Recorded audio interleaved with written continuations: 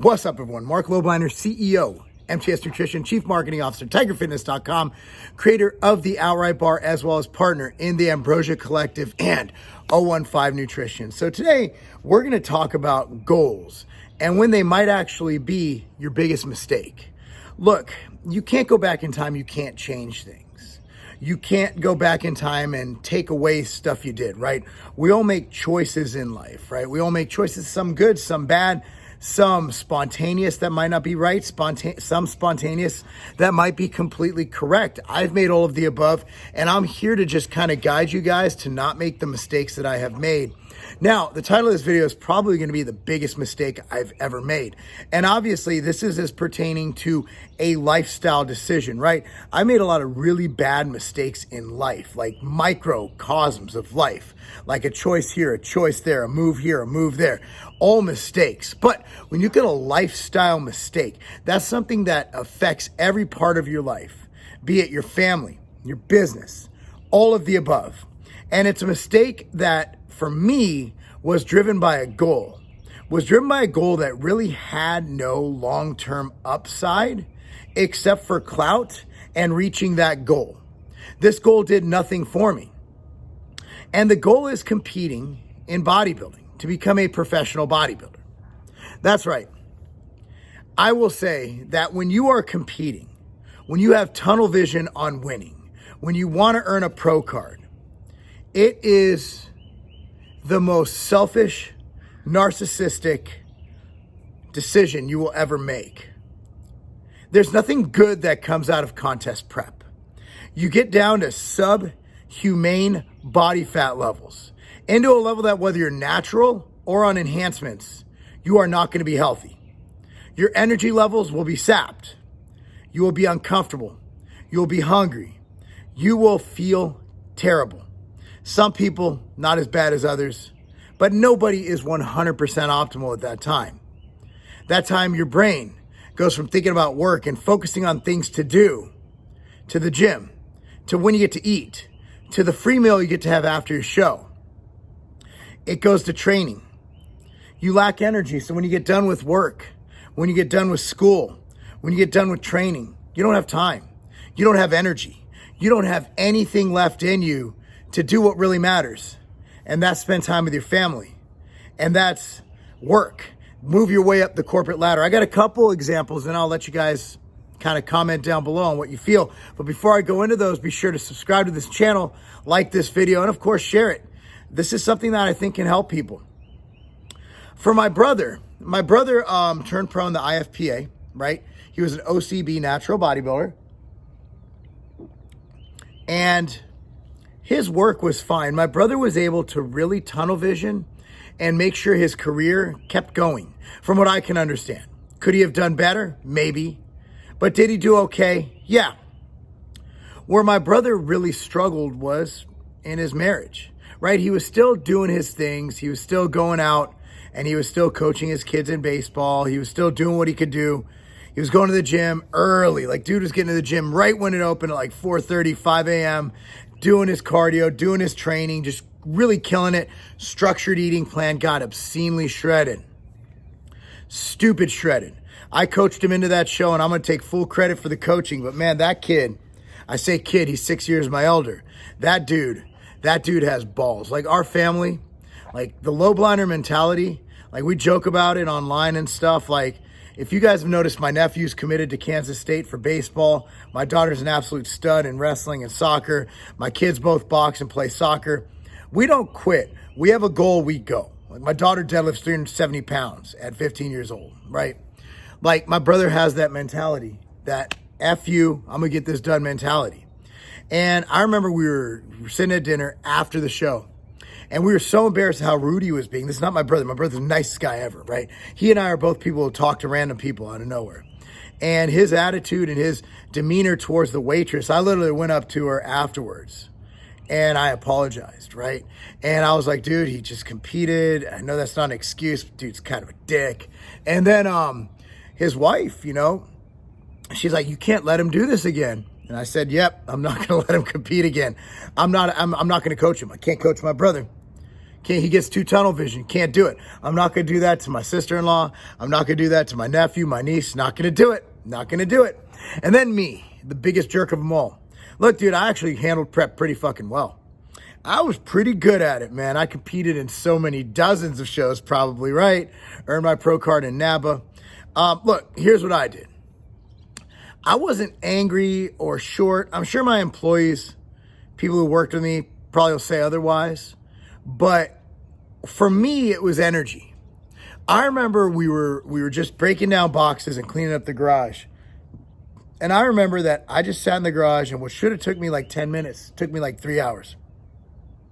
Moving my arms, moving my hands. I would get tired. I would fall asleep. I would have Katie drive everywhere. I would fall asleep in the car. My kids, up until about 6 weeks out, I managed to coach soccer and do that. But after that, man, I screwed up a lot, man. There were a lot of birthday cakes I didn't eat. There were a lot of parties I didn't enjoy. I remember I went to Hershey, Pennsylvania with Ron Parmeter and his family. And I remember everybody's out there having a good time, you know, eating whatever. Went to Hershey Park, the chocolate company. I didn't eat one piece of chocolate, right? Everybody having a blast. I was pretending to have a blast, but man, I just wasn't all there. I was tired. I was fatigued. Oh, and by the way, I had to train. So every morning, Ron and me, before everybody got up, would go at like 4 a.m. to Gold's Gym nearby in Hershey, Pennsylvania. It sucked. It sucked. And look, if there's one thing I would take back, and I can't, but if I could do this all over again, I would have bodybuilded. I would have been a bodybuilder. I would have done exactly what I would have done, but I probably wouldn't have competed. I'll be dead real with you. If I could turn back time, if I could go and do everything over, I don't think I would compete in bodybuilding, because the shit I missed, and it didn't do anything for my career. Nobody cares I'm a pro bodybuilder. Nobody cares that I'm a retired pro bodybuilder. Whatever it is. Nobody cares. Nobody cares. It didn't do anything for me, man. I thought it would. I could have just done my vlogs on my blogs and all that to start the company. And even if I didn't do that, my companies would have probably been decently successful anyway. Filmed my training, you know, my kids' training, got all my credentials. I would have had more time and energy to get even more credentials. Bodybuilding for me was an activity, was a hobby, was something I set my mind to, but doing it on a competitive level, I believe, was one of the biggest mistakes of my life.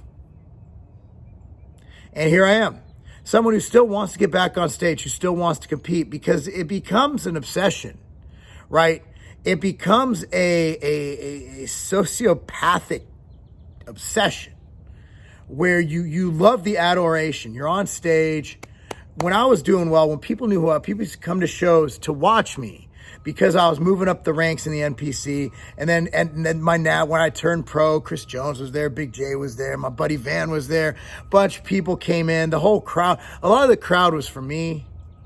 And I got to admit, man, my ego, boom. And guess who wasn't there? Guess who didn't watch me turn pro? My family. Nope, they weren't there. They were doing family stuff. They didn't even come to watch me turn pro because they had stuff to do, family stuff that I should have been a part of. But I was busy out there flexing on stage, just being a big douchebag. And if there's one thing I can erase from my past, it would be I would have never put on them trunks. I would have never stepped on stage. And who knows, maybe I wouldn't have the mindset I have now. But I think I developed that in football. I think boxing, just even recreationally, helps me with that. Bodybuilding was a manifestation for me of the drive I had in football. You know, I wanted to be the best. I wanted to go D1. I wanted to play pro. I know, Mark, you're only 5'8", hence the idiocy of my brain. Yeah, I know I'm undersized. I get it. But Brian Urlacher was undersized, right? Like, okay, I could have, whatever. I wasn't the guy. And in bodybuilding, I'm not Brandon Curry. I'm not Phil Heath. I have my genetic deficiencies, man. It is what it is. So what I implore you to do is before you start any activity, I want you to examine what the collateral damage of that activity will be. For bodybuilding, for me, it was my memories. It was my kids' memories. It was my wife's memories. I don't think bodybuilding had anything to do with the problems we had in our marriage, but it probably contributed, right? It probably contributed. So, I mean, those of you who don't know that, we did all kinds of vlogs back in the day of when we went to counseling and stuff, just kind of helping people. Like, and I don't regret that either. Why would you air your dirty laundry? Man, you know how many people message me afterwards? You know how many people still message me to this day, asking me to refer them to my old marriage counselor in Illinois? Many people, hundreds of people. So I do this to help people, man, whether it's fitness, whether it's marriage, whether it's whatever, because I don't do everything right. I make a lot of mistakes. And what I do is I use my history, my past, my choices, my good choices, my bad choices, whether it's my good choices in business or my bad choices in personal life, or vice versa, to help you guys make the right choices day to day. Anyway, guys, that's my biggest mistake. Comment down below, what's your biggest mistake? What do you think? And if you've competed, let me know. Did it help your life or did it hurt your life? All right, guys. Thanks so much for watching. I'm Marc Lobliner. That's not a game. One thing we're finding out about everything going on, about enhancing your immunity, preventing viruses from taking over your body and causing bad effects, causing you to be very, very sick, is that not only is obesity a huge driver in how bad viruses affect you, but also your insulin levels. So what I say to people is you want to control your blood glucose. Now, one thing I don't think most people can adhere to is a ketogenic diet. That will help control your blood sugar, help control your insulin levels. So what do? We have these things out there called insulin mimetics, and that's where Nutrient Driver helps tremendously. Nutrient Driver is extremely healthy, has tremendous health benefits, also helps regulate your blood sugar. Nutrient Driver, try it today.